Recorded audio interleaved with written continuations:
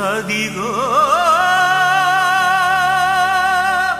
కడబూర ధ్వని మ్రోగు వేళాయను నా ప్రాణనాథ నీరాకకై నేను వేచియున్నాను నా జీవదాత నా జీవదాత నీ పిలుపుకై నేను కనిపెట్టుచున్నాను నీ పిలుపుకై నేను కనిపెట్టుచున్నాను.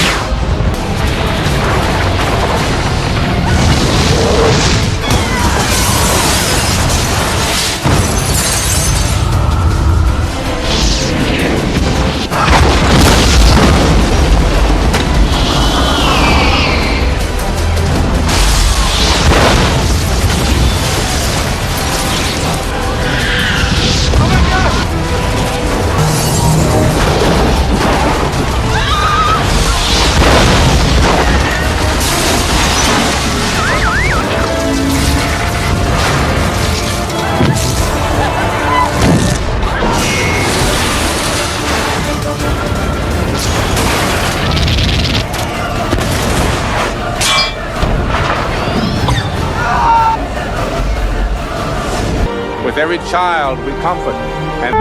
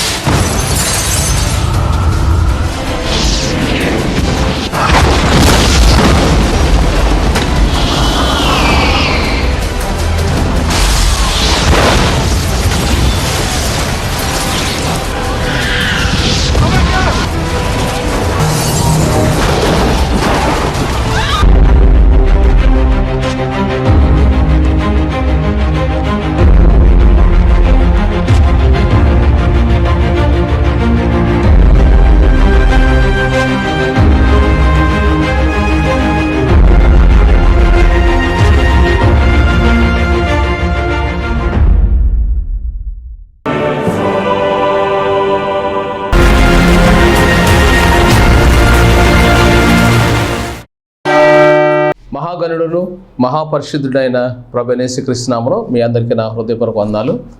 రెండో రాకడ గురించి మీరు అందరూ కూడా చక్కగా వీక్షిస్తూ నాకు ఎంతో సహకారాన్ని అందిస్తున్నారు.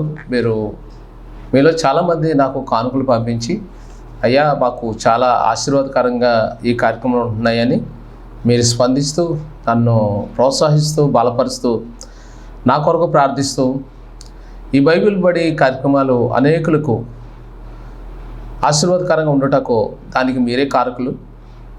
మరి ఇంచుమించుగా నేను 15 సంవత్సరాలుగా ఈ కార్యక్రమాల్లో నేను పాల్పంచుకుంటూ వేల సంఖ్యలో డిస్క్రిప్షన్లో కూడా మా మెసేజ్లు మీరు వీక్షిస్తున్నారు. ఈనాడు మనము ఒక అంశాన్ని ధ్యానం చేస్తున్నాం. దేవుడు మహాశక్తి పరిశుద్ధుడు. ఏంటి ఆయన శక్తి పరిశుద్ధుడు అంటే, ఇందులో మీకు 2 అంశాలని నేను మీ ముందు పెడుతున్నాను. ఒకటి, దేవుడు ఎంత గొప్పవాడో, రెండోది ఆయన శిలువలో ఉన్న గొప్పతనం ఏమిటి అనేది. ముందు సృష్టిలో ఒక ప్రత్యేకమైనవి దేవుడు నిర్మించాడు. సృష్టిలో అని అనగా మీరు అర్థం చేసుకోండి, ఈ సృష్టిలో దేవుడు ఆదిలోనే ఈ ప్రపంచంలో మానవుడికి తెలియకుండా ఒక విషయాన్ని దేవుడు ఉంచాడు. అది మానవుడు ఎంతవరకు గుర్తించలేదు. ఇప్పుడే రీసెంట్గా గుర్తిస్తున్నారు. ఆదికాండం 1వ అధ్యాయం 21వ వచనం, దేవుడు జలములలో వాటి జాతి ప్రకారం జలములో సమృద్ధిగా పుట్టించిన మహామత్స్యములను జీవము కలిగి చలించు వాటన్నిటిని దాని జాతి ప్రకారం రెక్కలు గల ప్రతి పక్షిని సృజించాను. అది మంచిదని దేవుడు చూచాను. ఇక్కడ జలచరాన్ని సృష్టించినప్పుడు మహామత్స్యములను సృష్టించాడంట. మహామత్స్యములు అని అనగా వాటి గురించి ఈరోజు మీరు తెలుసుకోవాలి. ఇంతవరకు మానవుడు పుట్టక మునిపే, అంటే ఇంకా అవ్వ ఆదములు పుట్టక మునిపే సృష్టిలో ఆయన ఎంత గొప్పవాడో దాచించాడు. నేటి అంశంలో ఏ ప్రసంగికుడు, ఏ దైవజనుడు, ఏ సైన్స్ ఇంతవరకు గుర్తించలేని అంశం మీ ముందు పెడుతున్నాను. వీటిని చాలామంది ఏమన్నారంటే డైనోసార్ అన్నారు, అలాగే దీన్నే రాహాబు అన్నారు, దీన్నే లేవితాన్ అన్నారు, అలాగే బెహమత్ అని కూడా అన్నారు. లేవితాన్, రాహాబు, తిమింగలం, డైనోసార్, ఇలా చాలా బైబిల్లో ఉన్నాయి. అవన్నీ ఈరోజు నేను ముందు పెడతాను, దయచేసి రాసుకోండి. బెహమత్ అంటే ఏంటి, లేవితాన్ అంటే ఏంటి, రాహాబ్ అంటే ఏంటి? రాహాబ్ అనే ఒక స్త్రీ గురించి మనకి యెహోషువ గ్రంథంలో మనకు కనబడుతుంది. ఎందుకంటే ఆనాడు ఐగుప్తి పట్టణంలో ఉన్న ప్రజలు వీటిని అన్వేషించారు. మోసేకు ముందే ఈ క్రూరం అనేవి సముద్రంలో ఉన్నట్టు ఆనాడు సైన్స్, అంటే ఇంచుమించుగా 5 నుంచి 6,000 సంవత్సరాల క్రితమే వీటిని వారు కనుగొని ఎన్నో గొప్ప ఆర్టికల్స్ రాశారు. మరి ఐగుప్తిలో నైల్ నది ఉంది, అందులో కూడా మహా మత్స్యములు, మకరములు ఉన్నట్లు వారు కనుగొన్నారు. మోసే పుట్టక మునిపే ఇవన్నీ ఉన్నాయి. మీరు చూడండి అవి ఎంత భయంకరంగా ఉన్నవి అని అంటే, దీన్ని ఏమంటారు అంటే లెవితాను అంటారు, రాహాబ్ అంటారు, బెహమత్ అంటారు. అలాగే వీటి గురించి మనము చాలాసార్లు డైనోసార్ గురించి, లెవితాన్ గురించి, వీటిని ఆ చైనా ప్రజలు డ్రాగన్ అని కూడా అంటారు. కానీ ఇవి ఎక్కడ, వీటి పుట్టుక ఎక్కడ, ఎప్పుడు? మానవ నిర్మాణానికి ముందే. దేవుడు మహాశక్తి గలవాడు, మానవ మేధస్సుగా ఆయన లొంగడు. ఆయనను పట్టుకోవడం, ఆయన యొక్క ఉనికిని, ఆయన యొక్క గొప్పతనాన్ని గ్రహించడం ఎంతవరకు పుట్టిన మనుషుల్లో ఏ మానవుడు గుర్తించలేదు. అంత ఘనుడు, అంత గొప్పవాడు. బైబిల్లో ఇర్మియా గ్రంథంలో ఒక మాట రాసింది, నాకు అసాధ్యమైనది ఏదైనా ఉన్నదా అన్నాడు. అలాగనేటప్పుడు బ్రాకెట్లో ఒక మాట ఉంటుంది, నేను నరులకు చేయి ఉద్దేశించిన కార్యం ఏదైనా, నాకు అసాధ్యమైనది ఏదైనా ఉన్నదా అని అక్కడ అబ్రహాంతో ఆదికాండం 18వ అధ్యాయంలో మాట్లాడినప్పుడు అంటాడు, నాకు అసాధ్యమైనది ఏదైనా ఉన్నదా? ఒకసారి అబ్రహాం కనబడి మస్తకి వృక్షం క్రింద ఉన్నప్పుడు అబ్రహాం గారు భోజనం పెడతాడు. తండ్రి, కుమార, పరిశుద్ధాత్మ ముగ్గురు అక్కడ ప్రత్యక్షమైనప్పుడు వాళ్ళకి భోజనం పెట్టినప్పుడు, మళ్ళీ సంవత్సరం వచ్చినప్పుడు నువ్వు ఒక కొడుకుని కంటావు అని వారిని అబ్రహాంని వారు ఏం చేస్తారంటే ఆశీర్వదించారు. ఆ మాట విన్నప్పుడు తెర వెనకాల శారమ్మ నవ్వుకుంది. నేను సర్వశరీరులకు దేవుడనే, నాకు అసాధ్యమైనది ఏదైనా ఉన్నదా అన్నాడు. చూడండి, మీరు చూస్తున్న ఈ మహామత్స్యము, ఆదికాండం 1వ అధ్యాయం 21 మహామత్స్యము అనగా అది యావత్ ప్రపంచంలో చాలా పెద్దది. దాని గురించి ఎంతోమంది వర్ణించారు, ఇంకా నేను వర్ణించను. ఇప్పటికే మీరు యూట్యూబ్లో ఎంతోమంది చెప్పినగా మీరు విన్నారు, కానీ నేను ఆ రూట్లోంచి రావడం లేదు. అందరూ చెప్పేశారు కదా, ఇక నేను చెప్పాలని అనుకోవట్లేదు. కానీ అసలు మానవ నిర్మాణకు ముందే ఇది నిర్మించబడి ఉంది. ఎన్ని తరాలు వెళ్ళాయి? 70 తరాలా, 100 తరాలా, 200 తరాలు వెళ్ళాయా? కానీ ఆ మత్స్యం ఇప్పటికీ బ్రతికుంది. అది ఏం తింటుంది? సముద్రం లోపల ఉంది. ఎవరికైనా హాని చేసిందా? నో, ఎవరికి హాని చేయలేదు. ఏ వాడకైనా హాని చేసిందా? లేదు. బైబిల్లో కీర్తన గ్రంథాల్లో ఈ మహామత్స్యం గురించి చాలా చక్కగా రాస్తుంది. ఇంతవరకు దైవజనులు ఎవరు కూడా దాన్ని గుర్తించలేదని నేను అనుకుంటున్నాను.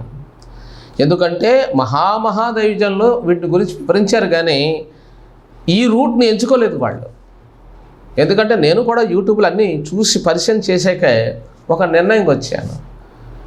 దేవుడు సర్వశరీరులకు దేవుడు. అలాగే ప్రకృతిలో ఈ నీటి కింద ఏముందో ఇప్పటికీ ఏ సైన్స్కి తెలియదు. ఆకాశం పైన ఏముందో ఎవరికీ తెలియదు. ఎందుకంటే ఆయన జ్ఞానము మితి లేనిది. మానవుడు ఎన్ని రకాలుగా విమర్శించినా ఆయన పట్టించుకోడు, పక్కన పెట్టేస్తాడు. కానీ నువ్వు ఈ లోకయాత్ర ముగించాక ఏనాయనా ఆ రోజు ఏంటి నువ్వు నన్ను విమర్శించావని ఖచ్చితంగా నిన్ను తీర్పులు అడుగుతాడు.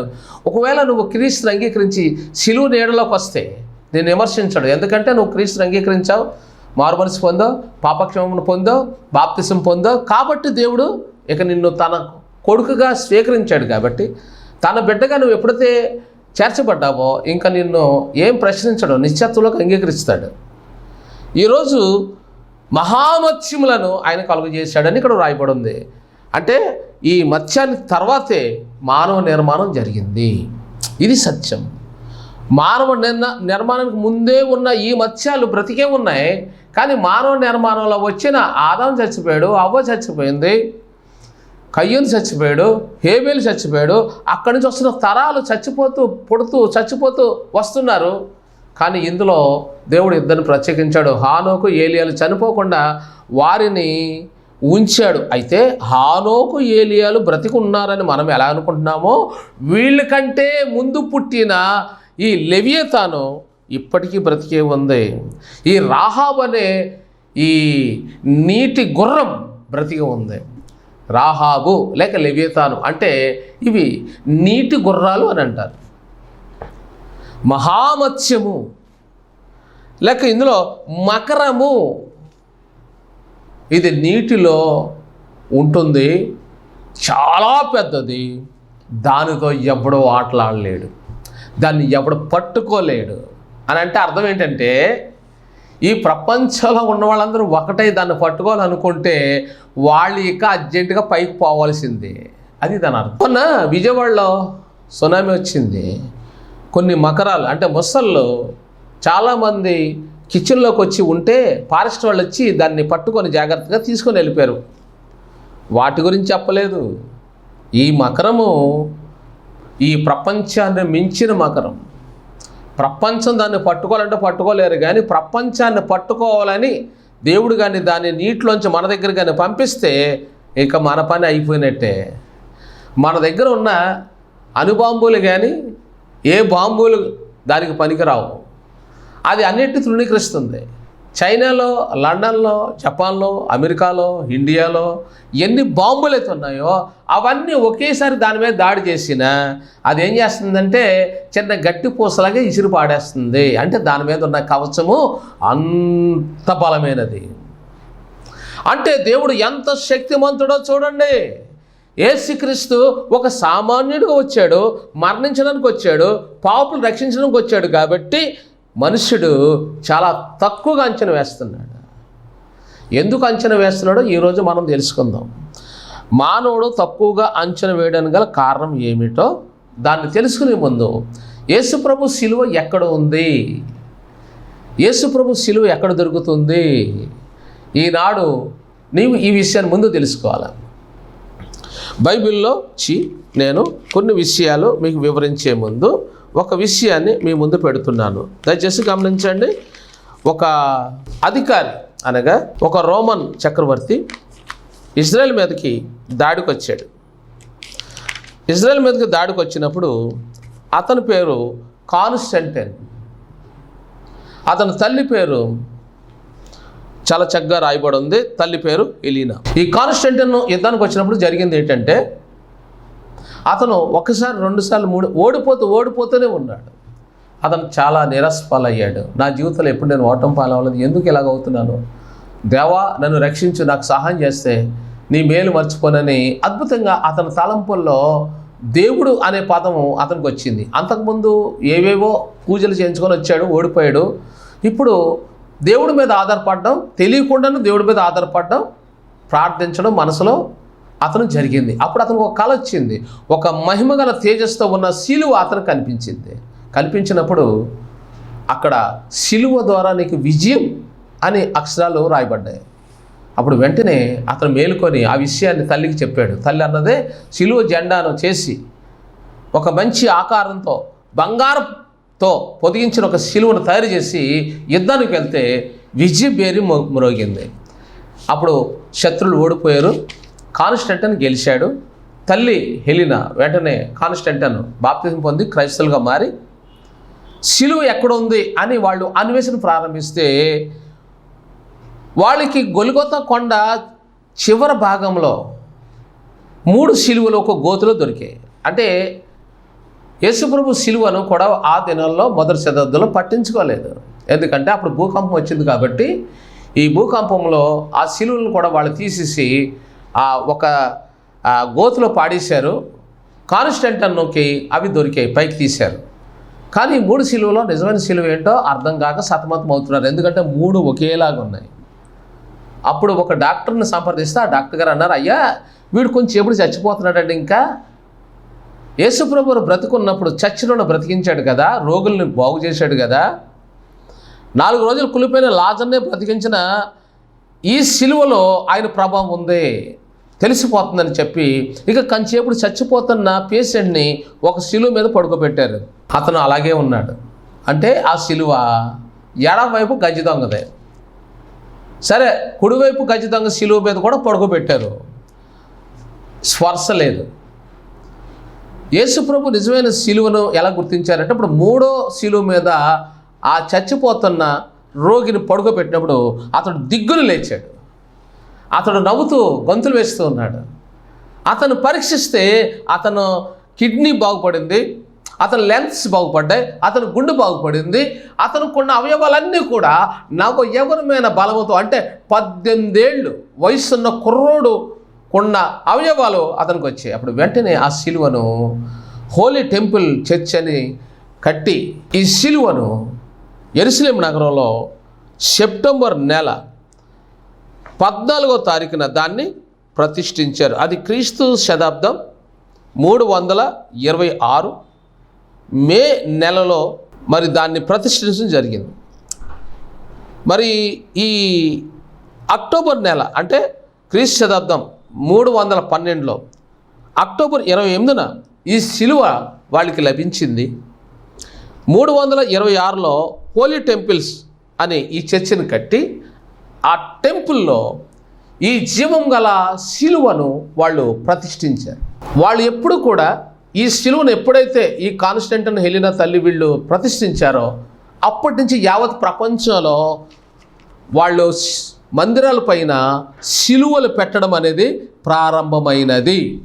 అంతవరకు ఎవరు కూడా శిలువను చర్చిల ముందు పెట్టలేదు.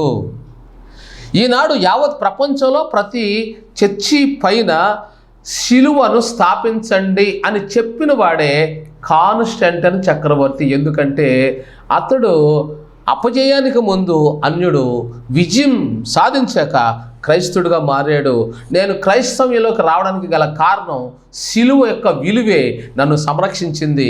నేను చచ్చిపోవాలనుకున్నాను, సూసైడ్ చేసుకోవాలనుకున్నాను, నేను దారుణంగా మానసిక ఒత్తిడి గురయ్యాను, కానీ సిలువ నన్ను కాపాడింది. సిలువ వల్ల నాకు విజయం వచ్చింది. అన్నిటికంటే నాకు పాప క్షమాపణ ఇచ్చిందని కాన్స్టంటైన్ చక్రవర్తి ప్రపంచానికి సాక్ష్యం ఇచ్చాడు. ఈనాడు యేసుక్రీస్తు సిలువను విమర్శించే విమర్శకులకు దేవుని వాక్యం చెబుతుంది, వాళ్ళందరూ కూడా సైతాను నిబంధనలో ఉన్నారు. సిలువను నిందించిన వాడు ఎప్పటికైనా తప్పదు పాతాళం, నరకం. సిలువను ప్రేమించేవాడు నూరంతుల ఆరోగ్యాన్ని పొందుకుంటాడు. చివరికి అతడు కోల్పోని సంపాదించుకుంటాడు. సిలువను ఎవరైతే స్మరిస్తారో వాళ్ళు నిత్య జీవంలో ఇహ పరమందు కూడా శాంతితో సమాధానంతో బ్రతుకుతారు. అలాంటి కృప మీకు ఇవ్వాలని నేను ప్రార్థిస్తున్నాను. అయితే ఇప్పుడు మనము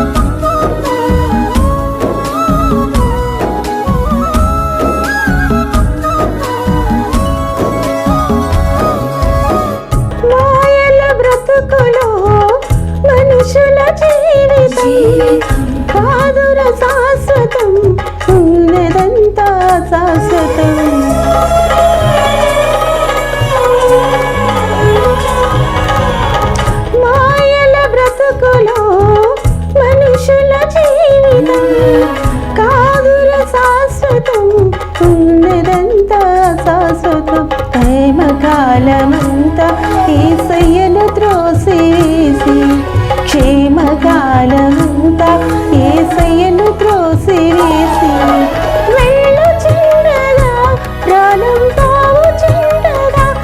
ఇక వెళ్ళుచుండగా ప్రాణం పోవుచుండగా దేవుని పిలిచిన కాపాడమని పలికిన దేవుని పిలిచిన కాపాడమని పలికిన మన్నది కనికరించదో మరణమున్నది అదే జాలి చూపదో మరణమున్నది కనికరించదో నరకమున్నది అదే జాలి చూపదో రాలిపోయే పూకు ఎందుకిన్ని రంగులో విడిచి వెళ్ళే గోడకు ఎందుకిన్ని రంగులో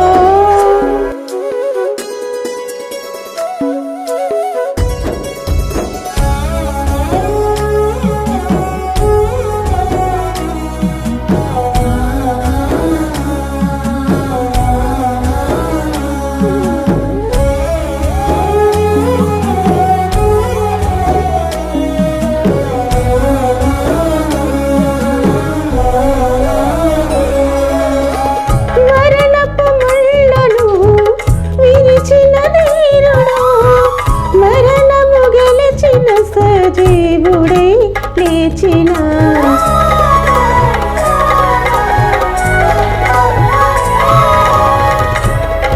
మరణపు ముళ్ళను విరిచిన దేవుడే లేచిన తన పిలచుచుండే నిన్ను ప్రభు అయిన యేసు క్రీస్తు తను పిలచుచుండే నిన్ను అయినను నీవు రోగివైనను ఎంత పాపివైనను నీవు రోగివైనను నీవుతో క్షమించే పరలోక ప్రేమతో క్షమించే పరలోక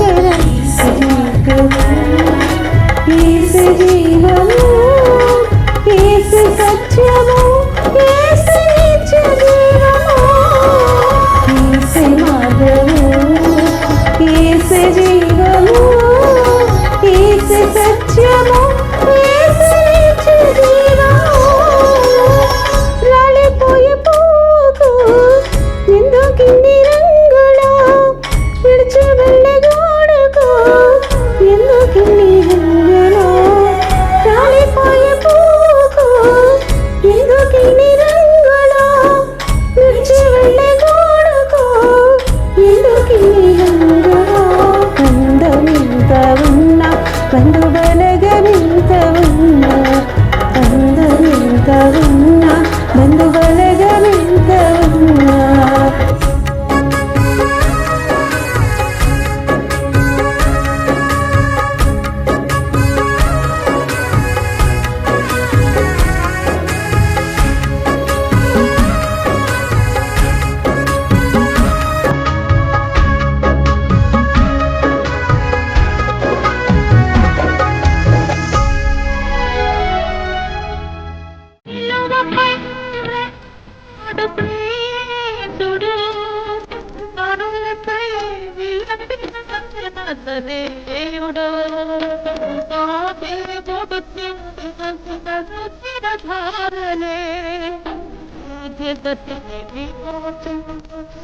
ధారలే